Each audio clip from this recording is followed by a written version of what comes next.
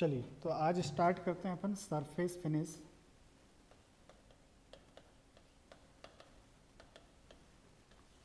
Surface finish का क्या मतलब है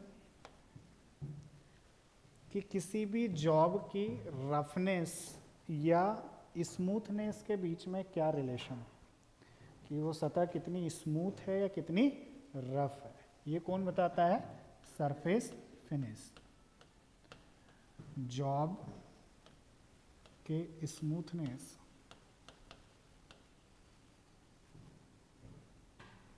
एंड रफनेस में संबंध।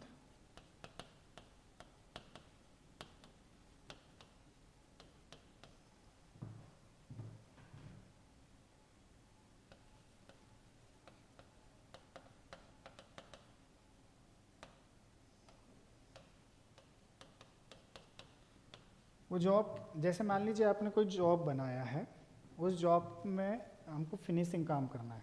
एग्जाम्पल के लिए मान लीजिए आपने वेल्डिंग की है, तो वेल्डिंग करने के बाद में क्या होता है, छोटे छोटे स्पेटर जो दाने होते हैं वो बाहर की ओर बिखरे हुए रहते हैं। तो उसको हम क्या करते हैं, रेतमाल या बड़ी चिप्स हैं तो उसको चीज़ल से हटा देते हैं, फिर उसको रेतमाल से घिस के या ग्राइंडर से घिस के चिकना कर देते हैं। तो यहाँ पर जो आपने चिकने करने की जो प्रोसेस है, वो स्मूथनेस प्रोसेस, जो स्मूथ लाने की प्रोसेस है, किसके अंतर्गत आता है? सरफेस फिनिश के अंतर्गत। तो आपको कैसे पता चलेगा कि दी गई जॉब में सरफेस फिनिशिंग करना है या नहीं करना है?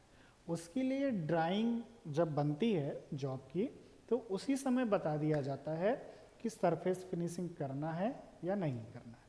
करना है तो कितना करना है, किस मशीन से करना है, क्योंकि सरफेस फिनिशिंग की भी बहुत सारी मशीनें होती हैं।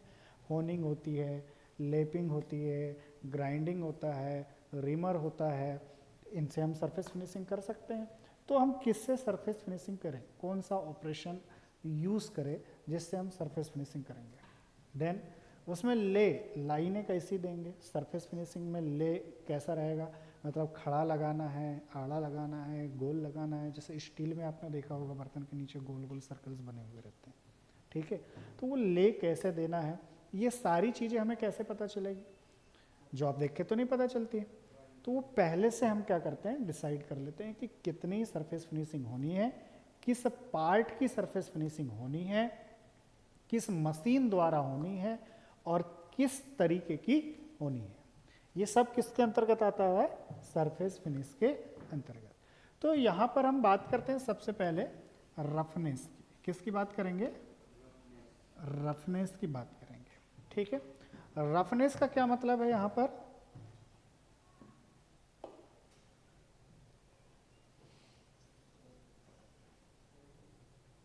बोलो।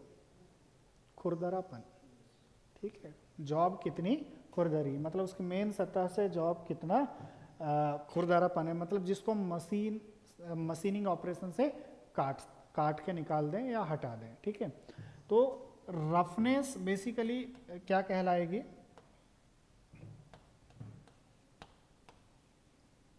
जॉब की वह सतह जिसे मशीनिंग प्रक्रिया द्वारा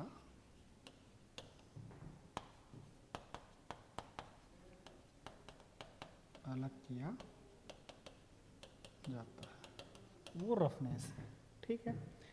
या हम ये बोले मशीनिंग प्रोसेस द्वारा अलग किया जाता है, या इसको हम बोले कि जॉब के ऊपर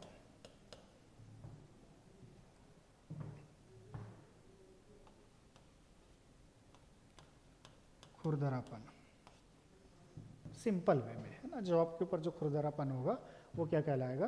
रफनेस। अब ये खुरदरापन भी कम ज़्यादा हो सकता है, कहीं पर रफनेस ज़्यादा होगी, कहीं पर कम होगी। तो इसके लिए इसमें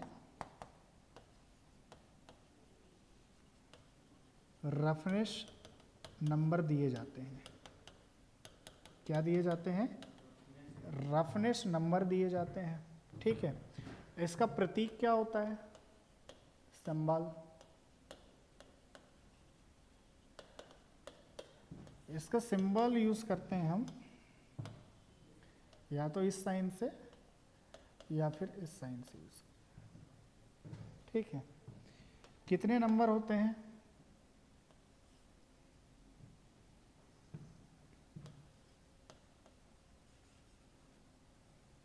रफनेस नंबर कितने होंगे, उनका प्रतीक क्या होगा, और उनका जो पाठ्यांक है, मतलब जो मान है, वो हम देखते हैं कि कितना होता है रफनेस मान, ठीक है। तो बेसिकली 12 नंबर हम यूज़ करेंगे। कितने नंबर यूज़ होते हैं? 12, ठीक है। रफनेस के कितने नंबर यूज़ होंगे आपके? 12 नंबर यूज़ होते हैं। 12 नंबर का आपका रफनेस होता है जो बेसिकली हम यूज़ करेंगे। तो मैं स्टार्ट कर रहा हूँ याद रखने के लिए। N1 से चालू कर दें। रफनेस नंबर 1 N से रिप्रेजेंट करते हैं। N1 जो रफनेस होगा उसके प्रतीक अगर आप दोगे तो कुछ इस प्रकार का सिंबल यूज करेंगे, ठीक है। कितने ऑपरेटर लगा देंगे? 4। उल्टे ट्रायंगल कितने लगा देंगे? 4।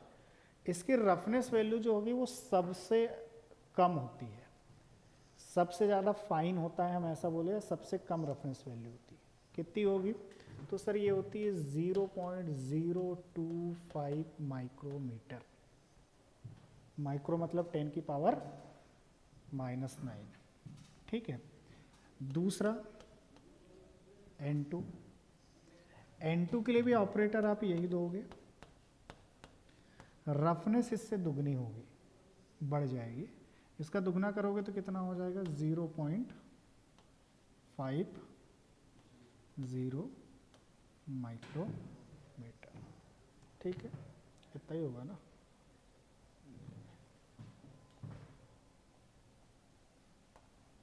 जीरो 5 माइक्रोमीटर, दोगुना कर दोगे इतना आ जाएगा आपका, ठीक है। आगे चलते हैं। N3 देखें। N3 के लिए ऑपरेटर यही 4 यूज करोगे।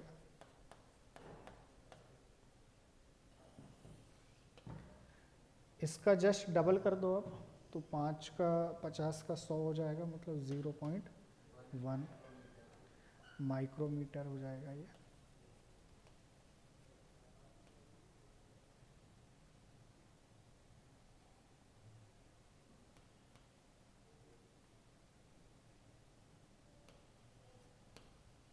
ठीक है।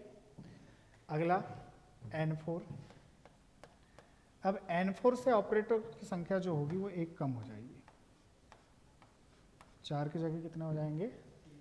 3। 4 की जगह कितने हो जाएंगे? 3। रफनेस इससे थोड़ी दुगनी हो जाएगी, तो इसका डबल करोगे तो कितना हो जाएगा? 0.2 माइक्रोमीटर, ठीक है। उसी प्रकार से हम कहाँ जाएंगे? N5 में जाएंगे। N5, N6। ऑपरेटर तीनों का वही रहेगा सेम, 0.4 माइक्रोमीटर, 0.8 माइक्रोमीटर, ठीक है। 0.4 माइक्रोमीटर, 0।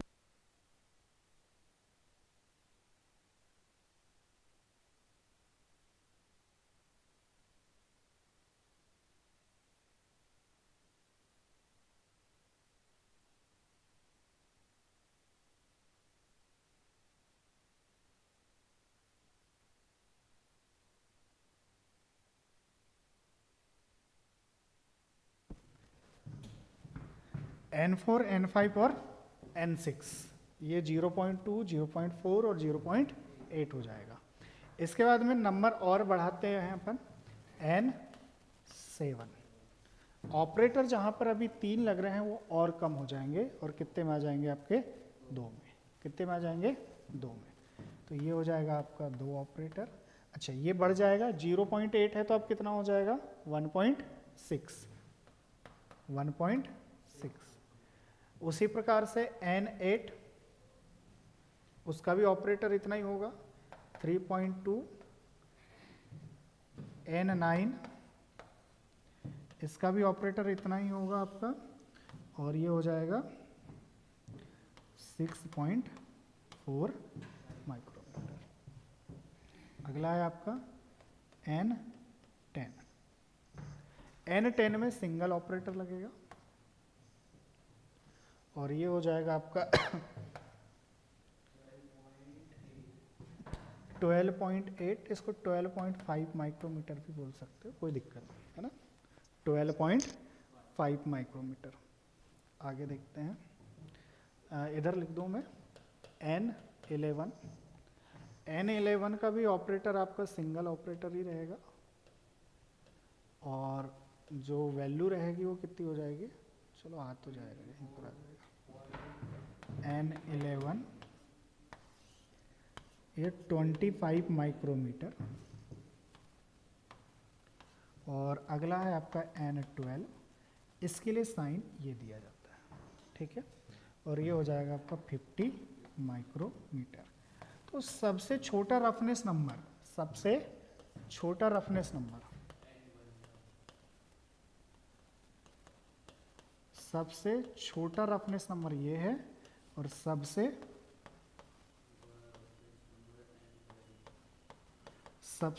बड़ा रफनेस नंबर ये है। तो दो रफनेस नंबर होते हैं, सबसे छोटा और सबसे बड़ा। क्लियर है इतना, कोई डाउट इसमें? कोई डाउट नहीं। सबसे छोटा रफनेस नंबर, सबसे बड़ा रफनेस नंबर, दो रफनेस नंबर आपको यहाँ पर ध्यान रखना है। ऑपरेटर के साइंस हमने देख लिए। अब ये तो बात हो गई कि सर ये रफनेस नंबर है, कोई दिक्कत नहीं है। अब बात करते हैं रफनेस का रिप्रेजेंटेशन कैसे देंगे।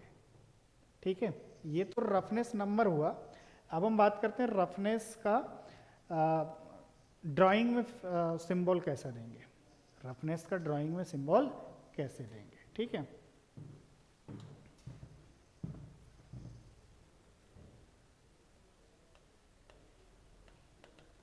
सरफेस फिनिश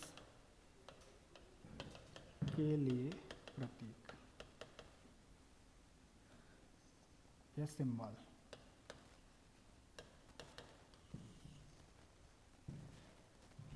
सिंपल सा है।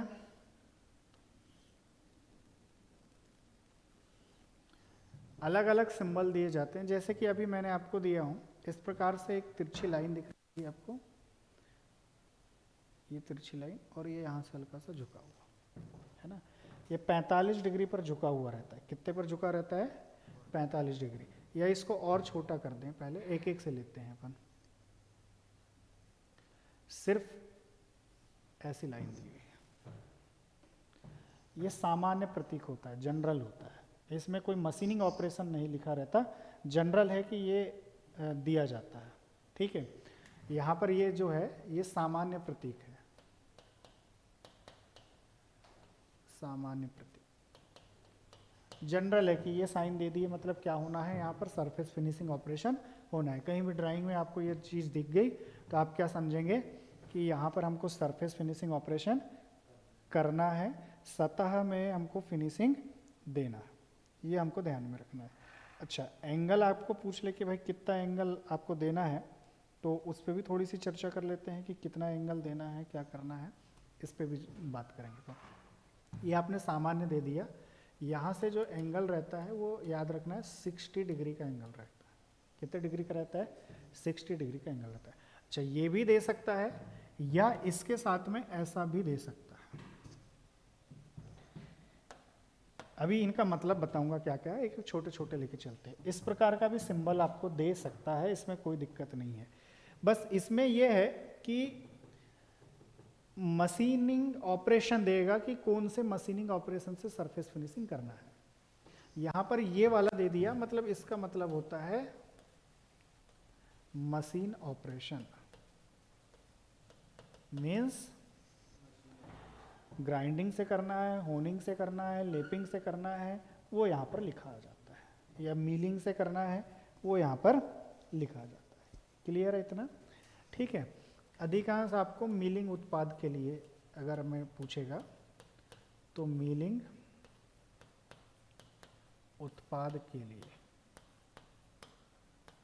मिलिंग मशीन से जो बनेंगे कटने के बाद में, उसके लिए ये दिया जाता है। बट आपको मशीन ऑपरेशन याद रखना है कि कोई भी मशीन ऑपरेशन का यहाँ पर नाम हमको दिया रहेगा, उस मशीन ऑपरेशन के आधार पर हम देंगे। ठीक है,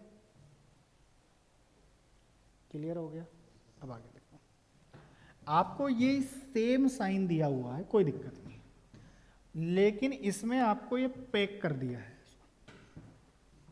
पैक कर दिया है। इसका क्या मतलब होता है ये समझते हैं। अगर पैक हो गया है मतलब मशीन की हुई सरफेस है, मशीन हो चुकी है। ठीक है, क्या हो चुकी है? मशीन हो चुकी है। क्लियर है? इसका मतलब है मशीन की हुई सतह। अगर गलती से ड्राइंग में ऐसा लिखा आ गया, इसका मतलब है कि यहां मटेरियल काटना नहीं है, कोई भी मशीनिंग ऑपरेशन लगाना नहीं है, धातु को काटना नहीं है। ठीक है, इसका मतलब है मशीनिंग नहीं करना है या धातु को नहीं काटना है। जिस साइज की हमको चाहिए था, जैसी सरफेस फिनिशिंग चाहिए थी, वैसी ऑलरेडी बन गई है। ठीक है, ऐसा लिखा हुआ है तो ऑपरेशन करना है, मतलब मशीनिंग की हुई सतह है, यहाँ पर मशीनिंग करना है या हो चुकी है, इसका मतलब ये। लेकिन अगर गलती से ऐसा लिखा हुआ है, इसका मतलब क्या है कि मशीनिंग यहाँ नहीं करना है, धातु को यहाँ काटना नहीं है। हाँ, ऐसा लिखा है तो या तो मशीनिंग हो चुकी है या करना है, दोनों होगा।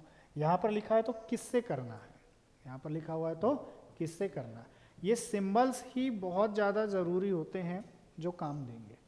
अब सभी सिंबल्स को जोड़ के मैं एक सिंपल सा बना दे रहा हूँ कि दिखेगा कैसे या काम कैसे होगा। मेन सिंबल से हम समझ जाएंगे। ड्राइंग में कुछ आपको इस प्रकार का सिंबल दिखेगा,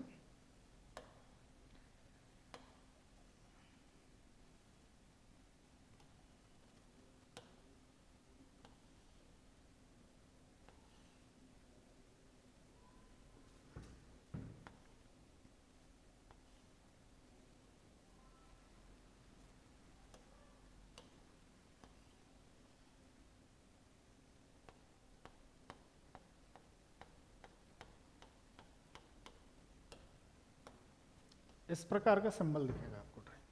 क्लियर है? ये सिंबल में कुछ ना कुछ अंक लिखे रहेंगे। क्या लिखे रहेंगे? कुछ ना कुछ अंक लिखे रहेंगे।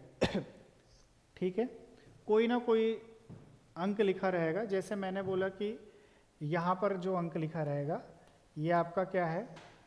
Machining operation. यहाँ पर क्या लिखा रहेगा? Machine operation.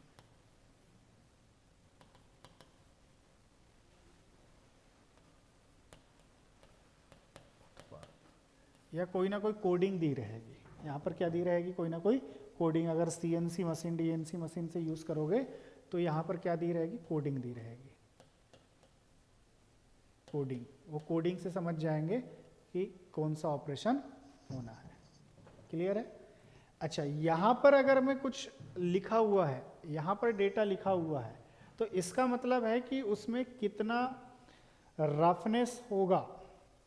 N1 होगा, N2 होगा, N3 होगा, N4 होगा, N5 होगा, कितना माइक्रोमीटर तक रफनेस जाना है, वो डेटा यहाँ पर लिखा रहता है। मतलब ये होगा आपका रफनेस नंबर, जो कहाँ से रहता है? N1 से लेके N12 तक रहता है। N1 से लेके N12 तक रहता है।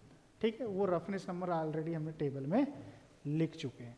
अच्छा जी, उसके बाद में आपका अलाउंसेंस कितना देना है, मतलब कितना अलाउ करना है, कितनी अलाउंसेंस रखना है। अलाउंसेंस का डेटा दिया रहेगा आपको, ले की दिशा कैसी रहेगी उसका डेटा दिया रहेगा। तो अगर अलाउंसेंस वगैरह दिया हुआ है, अलाउंसेंस जानते हैं क्या होता है?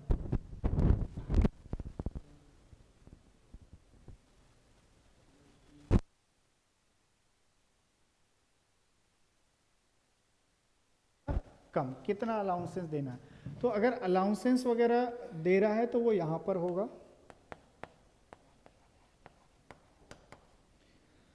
फर्स्ट ईयर में पढ़े हैं ना, ये सब पढ़ा है मैंने, अलाउंसेस वगैरह। अलाउंसेस देना है तो यहाँ होगा ले,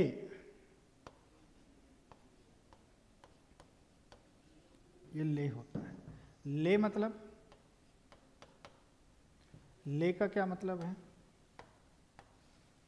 ले का क्या मतलब है कि नहीं, मशीन को किस दिशा में चलाना है, मशीन को किस दिशा में चलाना है। जैसे कि मान लीजिए आपका इस प्रकार का साइन दिया हुआ है ऐसा, तो इसका मतलब होता है समांतर। क्या होगा, समांतर। ठीक है, अगर उस पे देखा स्टील के बर्तन में गंजी पे नीचे पर तो गोल गोल राउंड राउंड राउंड राउंड बने होते हैं, नहीं आ रहा समझ में, थोड़ा इमेजिन करो। नई स्टील का कोई थाली है, थाली खरीदते हैं तो ऐसे सर्कल सर्कल गोल गोल बने हुए रहते हैं, हाँ चमकीली चमकती है ऐसे गोल गोल, देखिए ना। तो अगर वो ऐसा बना हुआ है, इस प्रकार का बना हुआ है, तो ये वही डिजाइन है। ठीक है, इसका मतलब है संकेंद्रीय आपको ले चलाना है। ठीक है, अच्छा ऐसा लिखा हुआ है मतलब ये तो समझ गए, लंबवत, लंबवत चलाना है। क्या चलाना है, लंबवत चलाना है। ठीक है, परपेंडिकुलर एक दूसरे के 90 डिग्री पर। एक डिज़ाइन ऐसी चलेगी, दूसरी बार ऐसा चलेगा, फिर ऐसे चलेगी, फिर ऐसे चलेगी मशीन। अगर सिंगल लाइन है तो सीधा ही रेखा हो जाएगी, सिंगल लाइन है तो सीधी रेखा बनाना है आपको, खड़ी खड़ी लाइन बनाना है, बस हो गया, सीधी रेखा। तो इस प्रकार से खैर अपने को इतना डीपली नहीं जाना है, ये सिंबल्स दिए रहते हैं, इन सिंबल्स के आधार पर हमको पता चल जाता है कि कौन सा ले देना है या कौन सा नहीं देना है। ठीक है, कौन सा ले देना है या कौन सा नहीं देना है। और भी कुछ वैल्यूज़ होती हैं, जैसे कि ले की मतलब कितना लंबाई रखना है, ले की लंबाई कितनी रखनी है, क्या साइज रखना है, तो वो कुछ अन्य मान यहाँ पर दिए रहते हैं, अन्य मान छोटे मोटे जो चीज़ हैं कुछ स्पेसिफाइड, वो यहाँ पर दिए रहेंगे। बट मेन हमको कौन सी मशीनिंग ऑपरेशन होना है, कौन सा रफनेस नंबर होगा, कितना अलाउंसेस होगा और क्या ले देना है, ये 4 डिजिट से हम डिसाइड करते हैं कि मशीनिंग ऑपरेशन कैसे काम करेगा। क्या इतनी बात समझ में आ रही है? अरे क्लियर है इतना? ठीक है, इसी सरफेस फिनिशिंग में हमने फर्स्ट ईयर में ग्राइंडिंग पढ़ा था, यहाँ पर लेपिंग और होनिंग है। कौन कौन से हैं? लेपिंग और होनिंग। 2 सरफेस फिनिशिंग ऑपरेशन है हमारे पास में, एक है लेपिंग और दूसरा है होनिंग। तो ये लेपिंग और होनिंग क्या होते हैं, इस पर हम बात करते हैं। ठीक है, सबसे पहले मैं बात करता हूँ लेपिंग की।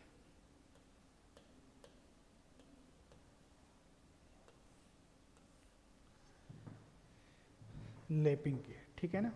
लेपिंग और होनिंग दोनों पर अपन चर्चा करेंगे। सबसे पहले अपन बात करेंगे किसकी? लेपिंग की। तो लेपिंग पहले अपन समझ लेते हैं, फिर चर्चा करेंगे। लेपिंग जो है ये सरफेस फिनिशिंग ऑपरेशन है, होनिंग भी क्या है? Surface finishing operation. दोनों सरफेस फिनिशिंग ऑपरेशन है, कोई दिक्कत नहीं। दोनों में बेसिक डिफरेंसेस क्या है उस पर थोड़ी सी चर्चा करेंगे। लेपिंग जो है वो आपका वेट कटिंग ऑपरेशन होता है। वेट मतलब गीला, ठीक है। वेट कटिंग ऑपरेशन मतलब उसमें पानी का छिड़काव करना पड़ता है। वेट या फिर हम बोले कि लुब्रिकेंट का यूज़ करेंगे। तो कौन सी ऑपरेशन है ये? Wait cutting operation. जनरली पत्थर की बनाई जाती है, आटा चक्की की मशीन वगैरह आपने देखा होगा, उस टाइप का पत्थर का रहता है ना। लेकिन जो होनिंग है वो आप मेटल का बनाएंगे। किसका बनाएंगे? मेटल का बनाएंगे। दोनों में फाइन काम कौन करेगा? जो मेटल का रहेगा वो क्या करेगा? आपका फाइन करेगा। तो फाइन ग्राइंडिंग कौन देगा? होनिंग, है ना। अभी तो लेपिंग की चर्चा कर रहे हैं अपन, लेकिन फाइन काम कौन देगा? बोलो।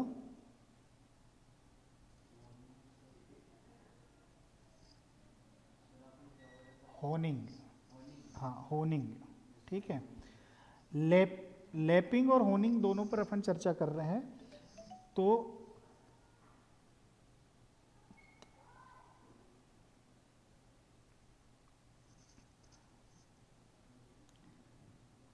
इसको अपन हाथ से भी चला सकते हैं और मशीन से भी चला सकते हैं। किससे चला सकते हैं? हाथ से भी और मशीन से भी। स्पीड थोड़ी कम रहेगी। होनिंग हमेशा मशीन से चलेगी, लेकिन ये किससे चलाओगे आप? हाथ से भी चला सकते हो और मशीन से भी चला सकते हो। इसका उपयोग आप सिलेंड्रिकल सरफेस के लिए भी कर सकते हो, फ्लैट सरफेस के लिए भी कर सकते हो, उसमें ऐसी कोई बाध्यता नहीं है। अंदर की सतह के लिए भी कर सकते हैं, बाहर की सतह के लिए भी कर सकते हैं, ऐसी कोई भी बाध्यता नहीं है। मतलब लेपिंग ऑपरेशन जो है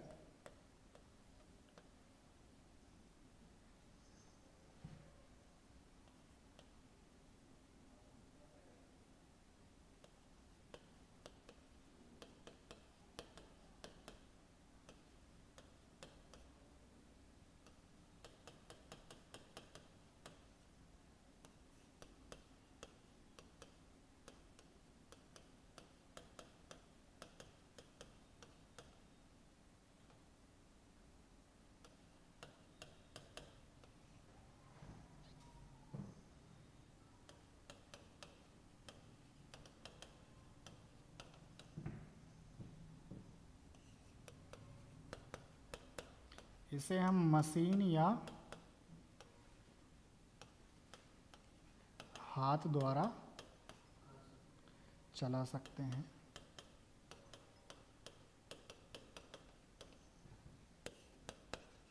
यह फाइन ग्राइंडिंग देता है।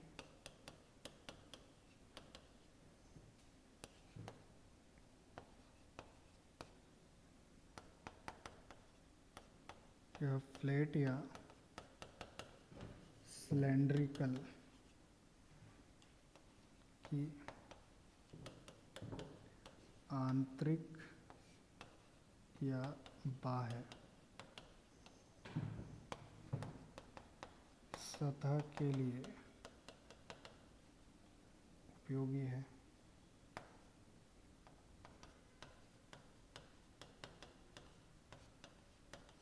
ठीक है, मतलब अंदर की भी सतह के लिए यूज़ कर सकते हो आप और बाहर की सतह के लिए भी यूज़ कर सकते हो। ठीक है, लेपिंग क्रिया करने के लिए लेप टूल और लेपिंग कंपाउंड की आवश्यकता पड़ेगी। मतलब ये लेपिंग प्रक्रिया है वो किसके द्वारा होगी? लेप टूल के द्वारा। लेप टूल कोई भी मेटल का बना होगा। किसका बना होगा?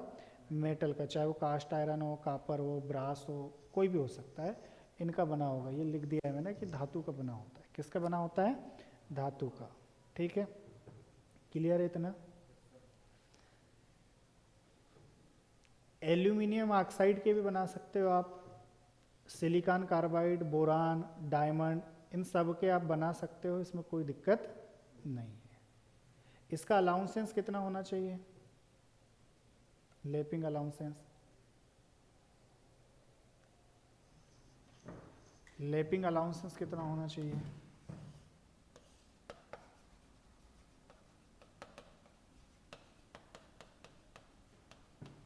लेपिंग अलाउंसेंस 0.005 से लेकर 0.01 mm तक। खैर इतनी ज़्यादा ज़रूरत नहीं है, हमको बस ये ध्यान रखना है कि लेपिंग ऑपरेशन भी जैसे ग्राइंडिंग करते थे वैसे ही लेपिंग ऑपरेशन भी होता है। अगला ऑपरेशन है आपका होनिंग ऑपरेशन। होनिंग, होनिंग भी क्या है? एक सरफेस फिनिशिंग ऑपरेशन है। ये किसका बना होता है? यह स्टोन का बना होता है, पत्थर का बना होता है। किसके द्वारा चलता है? यह मशीन द्वारा चलता है।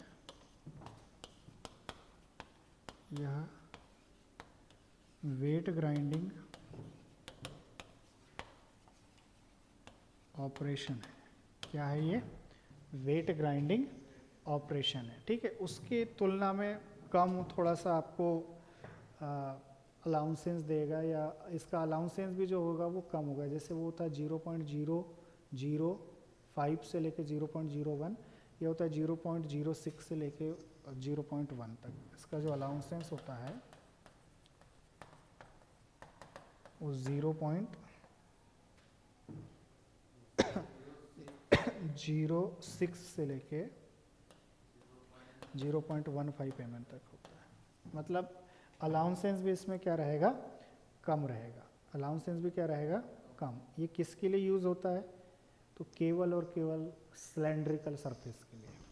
यूज़ किसके लिए होता है, सिलेंड्रिकल सरफेस के लिए, केवल सिलेंड्रिकल सरफेस के लिए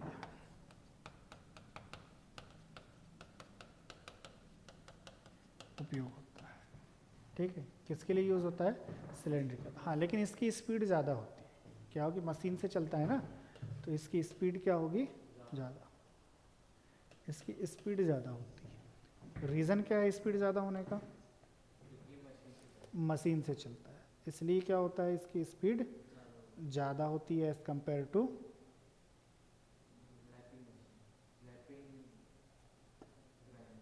हाँ, लैपिंग के कंपैरिजन में इसका क्या होगा, स्पीड ज़्यादा होगी। अच्छा, अब यहाँ पर अगर हम लैपिंग और होनिंग दोनों की चर्चा करें कि होनिंग की जाने वाली धातु के लिए एब्रेसिव क्या है और लैपिंग की जाने वाली धातु के लिए एब्रेसिव क्या यूज़ करते हैं।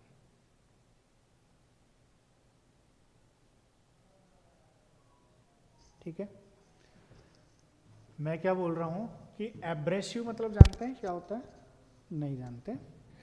आपने ग्राइंडर देखा है, ग्राइंडिंग व्हील, उसके ऊपर खुरदरे दाने दाने जैसे रहते हैं, या कटर देखा होगा, कटर के ऊपर खुरदरे दाने से जैसे रहते हैं, वो कहलाते हैं ग्रेन्स। एब्रेसिव उन्हीं को कहते हैं, है ना, जो काटते हैं छोटे छोटे। वो अगर घिस जाते हैं तो काटना बंद कर देता है, फिनिशिंग करना बंद कर देता है, तो वही क्या कहलाते हैं, एब्रेसिव। क्या कहलाते हैं ये, एब्रेसिव। तो अगर आप कटिंग कर रहे हैं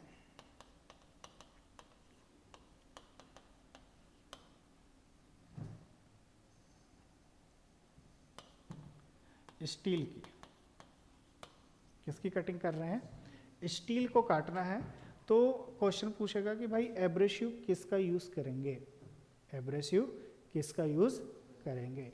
तो अगर स्टील को काटना है तो एब्रेसिव यूज़ करते हैं Al2O3, मतलब एल्यूमिनियम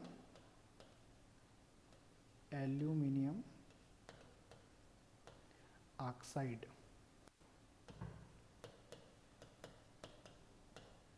क्या यूज़ करेंगे हम, एल्यूमिनियम ऑक्साइड यूज़ करेंगे। क्लियर है, एल्यूमिनियम ऑक्साइड का हम क्या करेंगे, यहाँ पर एब्रेसिव पार्टिकल यूज़ कर रहे हैं। उसके जगह पर हम अगर मान लीजिए कोई टंगस्टन वगैरह यूज़ कर रहे हैं, टंगस्टन धातु बहुत ज़्यादा हार्ड होती है, ठीक है,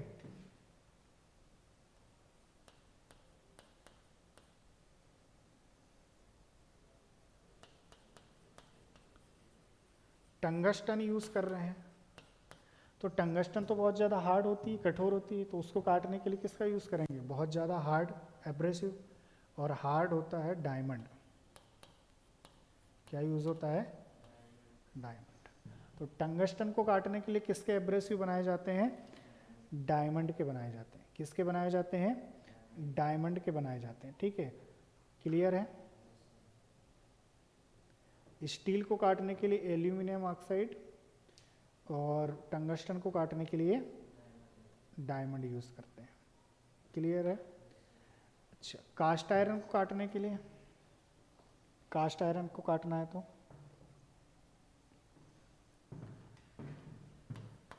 कास्ट आयरन काटना है तो आप ऑक्साइड यूज़ कर सकते हो, सिलिकॉन ऑक्साइड। क्या यूज़ कर सकते हो, silicon oxide. Silicon oxide use कर सकते हो। ठीक है, सिलिकॉन मतलब रेत के छोटे छोटे टुकड़े से बना होता है, सिलिकॉन ऑक्साइड यूज़ कर सकते हो। तो बेसिकली एब्रेसिव्स वैसे तो पूछता नहीं है एग्ज़ाम में, लेकिन अगर एब्रेसिव पार्टिकल्स पूछेगा कि भाई लेपिंग और होनिंग के लिए क्या होते हैं, तो लेपिंग एंड होनिंग में आपको यही नाम लगाने हैं। अगर ये पूछ ले कि कौन कौन से एब्रेसिव्स यूज़ करते हैं, तो हमको ये एब्रेसिव्स ध्यान रखना है कि ये एब्रेसिव होते हैं, ठीक है। तो ग्राइंडिंग मैंने पहले ही ख़त्म कर दिया था, लेपिंग, होनिंग और सरफेस फिनिशिंग ये हमने आज ख़त्म कर दिया, ठीक है। सिलेबस में आपका अगला जो होगा वो अपन नेक्स्ट क्लास में देखेंगे, ठीक। कोई डाउट?